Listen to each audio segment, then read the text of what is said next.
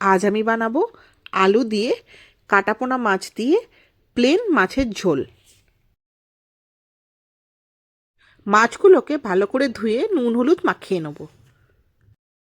দুটো বড় সাইজের আলু নিয়ে লম্বা লম্বা করে কেটে নেব। কয়েকদিন ধরে খুব তেল মশলা দিয়ে খাবার খাওয়া হয়েছে, তাই আজ ভাবলাম একটু মাছের ঝোলটা প্লেন করে বানাই। আমি এখানে রাইস ব্র্যান তেল ইউজ করেছি।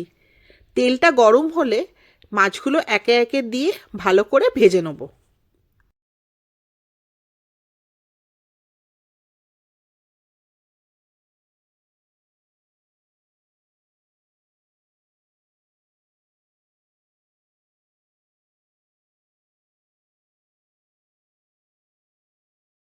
মাছ ভাজা হয়ে গেলে ওই তেলেতেই কালো জিরে, কাঁচা লঙ্কা আর তেজপাতা ফোড়ন দিয়ে দেবো।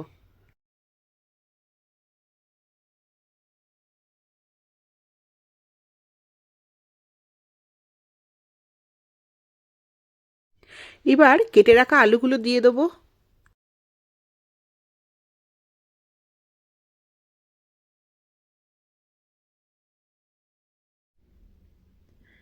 এবার নুন আর হলুদ দিয়ে দেবো।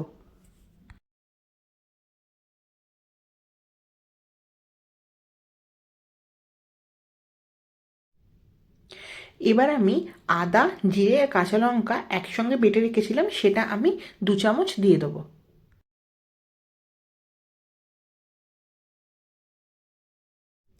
এবার মশলাটাকে একটু হালকা নাড়াচাড়া করে নেব।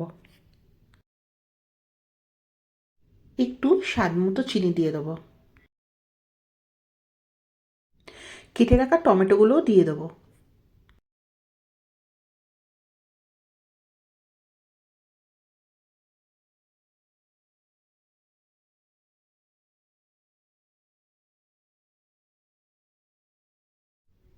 যেহেতু আমি এটা একটা মাছের পাতলা ঝোল বানাচ্ছি, তাই আমি এখানে 3 কাপ জল দেব।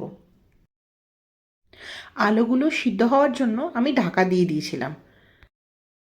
মিনিট 15 পর ঢাকনা খুলে দেখব আলুগুলো সিদ্ধ হয়েছে কিনা।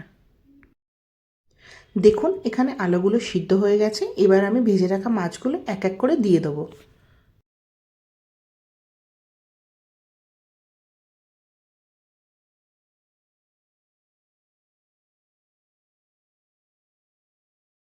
মাছগুলো দিয়ে আরও 5 মিনিট ফুটিয়ে নেব।